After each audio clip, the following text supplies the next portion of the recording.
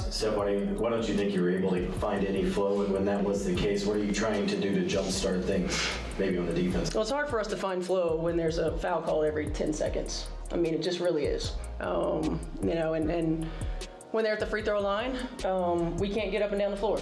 And that's a challenge. They were much more aggressive and physical defensively. We didn't counter that with our off-ball actions or with our back cuts.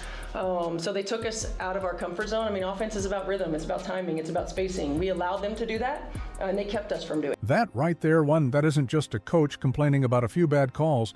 That is the soundtrack to a robbery in progress. For days, the entire WNBA world has been dissecting the crime scene of Game 3 between the Indiana Fever and the Las Vegas Aces. You saw the bogus fouls, you saw the ignored challenges, and you felt the momentum being ripped away by a series of whistles that felt less like officiating and more like a targeted hit. But what if I told you the real story wasn't the one they wanted you to see? What if the league's attempt to control the narrative, to protect their favored team, had a consequence they never saw coming? Tonight, we're not just talking about a rigged game. We are connecting the dots on how the WNBA's alleged malpractice spectacularly backfired. And in their attempt to erase a team, they accidentally forged a superstar. This is the real story of how Lexie Hull, playing through unimaginable pain, didn't just have a career game, she exposed the entire system. We're a community of narrative analysts here, and this is the kind of deep dive investigation we live for. So if you believe the story behind the story is what really matters, do me a favor and hit that like button. It's a small click, but it sends a massive signal that we're on the right track. All right, let's get into it. To understand how a hero was forged, you first have to understand the fire she was thrown into. Game 3 was not a basketball game in the traditional sense, it was a pressure cooker. The Indiana Fever, on their home court at Gainbridge Fieldhouse, were playing with the desperation of a team fighting for their season. They were building leads, playing suffocating defense, and for a moment, it looked like they had the defending champions on the ropes. And then, the whistle started. A ticky-tack foul on Aaliyah Boston. A clean defensive play by Lexie Hull. Suddenly, an illegal screen. Time and time again, just as the Fever would build a cushion, a call would come out of nowhere, stopping their fast break, killing their rhythm, and sending the Aces to the free throw line.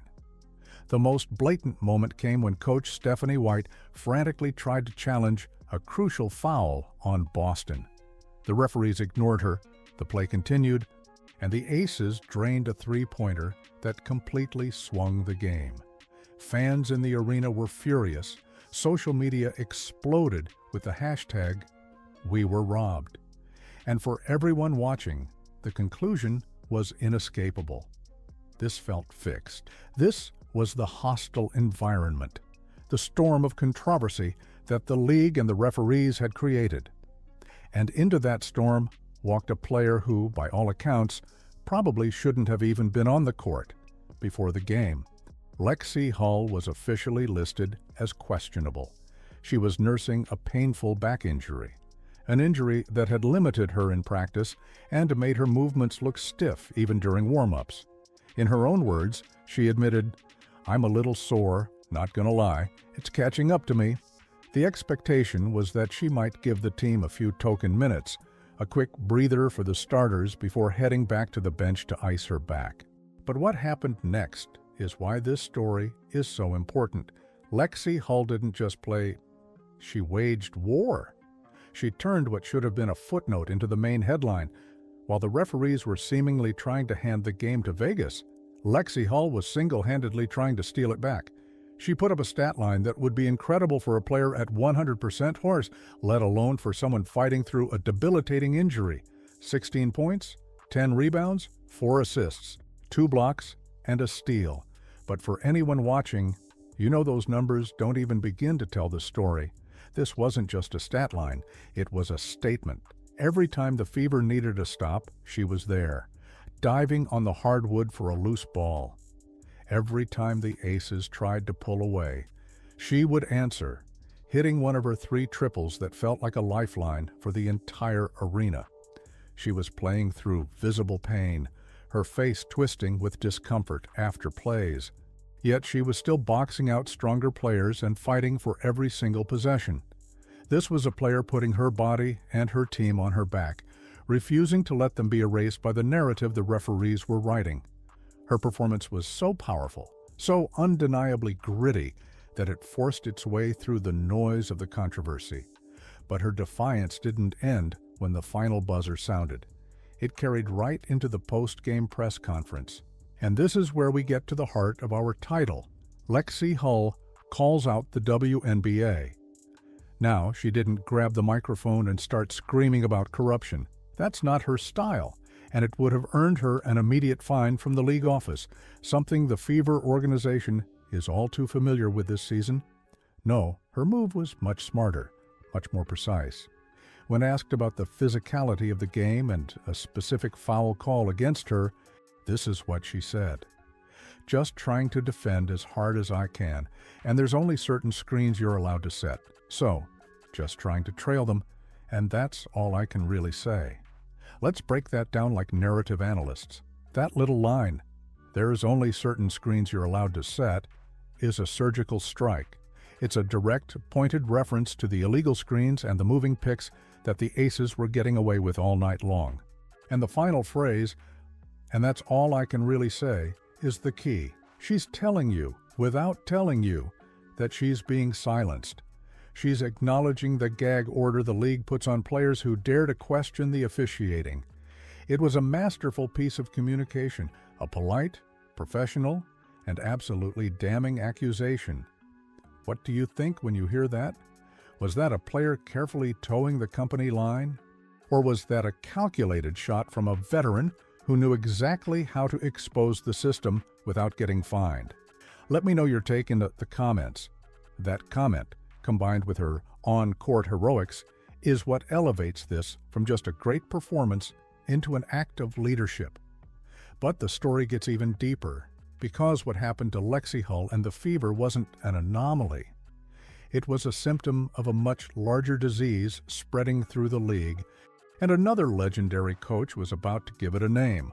Okay, for all the narrative analysts watching, this is where we need to filter out the noise and connect the dots to the bigger, more troubling picture. Lexie Hull's subtle jab was the opening shot, but she wasn't the only one firing. Our intelligence shows that this frustration has been boiling over in coaches' offices across the league. But one respected championship-winning coach decided to go nuclear. After her own team was eliminated in a series also marred by questionable officiating, Minnesota Lynx coach Cheryl Reeve was asked about the refereeing standards in the semifinals. Her response was not just a complaint. It was an indictment of the entire WNBA leadership. She said, and I'm quoting an insider report here, "For the leadership to deem those 3 people semifinals playoff worthy is F-ing malpractice." Let that sink in. Malpractice. That is not a word you throw around lightly.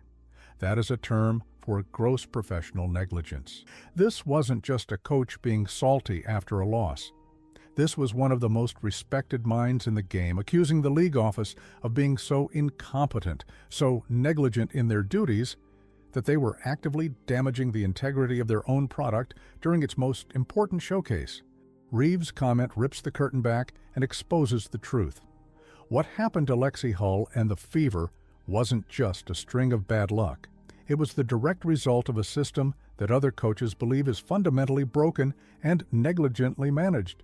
It validates every frustrated fan and every player biting their tongue, and it proves that the feeling of being robbed in Game 3 wasn't paranoia. It was the reality of a flawed system.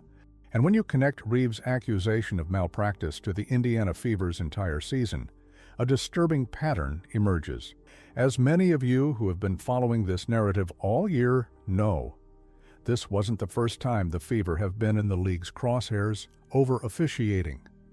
Our research confirms that the organization has been battling questionable calls all season long.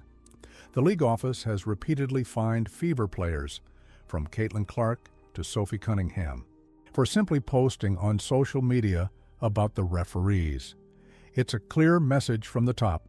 Sit down, be quiet, and accept the calls we give you. So, the stage was already set for a confrontation. You have a league office that demands silence and a young, gritty team that refuses to be pushed around. Game 3 wasn't an isolated incident. It was the boiling point.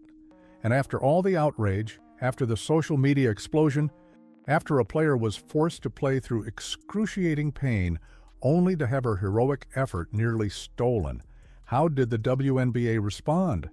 Now, this is where the story moves from incompetence to what feels like pure arrogance. According to insider reports, the league assigned the officiating crew for the do-or-die Game 4. And who was on that crew? The exact same referees who were at the center of the Game 3 controversy and other disputed calls throughout the playoffs. Think about the audacity of that move. In the face of overwhelming public criticism and accusations of malpractice from its own coaches, the league's response was to double down.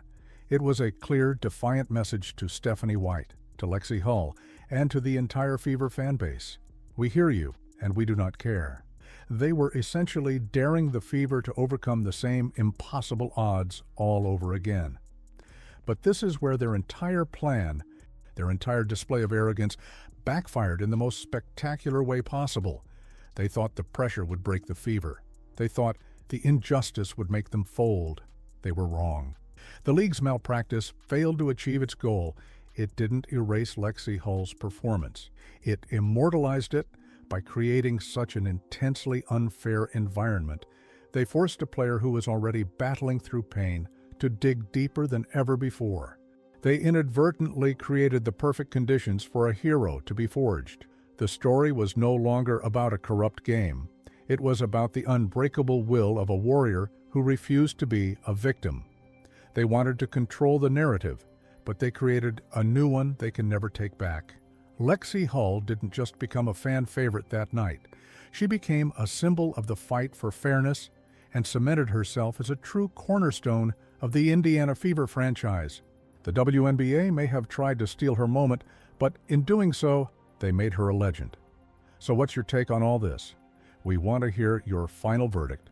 Who is the real story of this playoff saga? The team that may have won the game, or the player who won the respect of the entire league by refusing to quit? Drop your opinion in the comments below. This controversy is far from over, and we will be tracking every piece of fallout from the league office. Make sure you are subscribed and have notifications turned on, because you do not want to miss the next chapter in this investigation. And finally, if you know a fan who respects grit, heart, and a player who leaves it all on the floor, share this video with them. They deserve to know the real story of Lexie Hull's masterpiece.